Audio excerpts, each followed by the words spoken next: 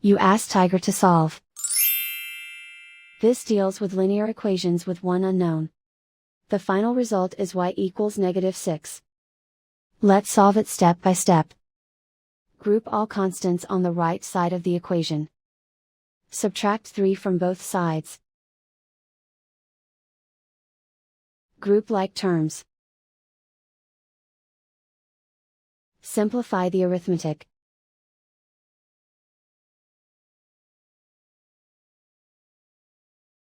Isolate the y.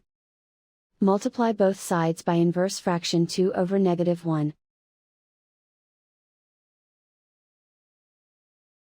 Group like terms. Multiply the coefficients. Simplify the arithmetic.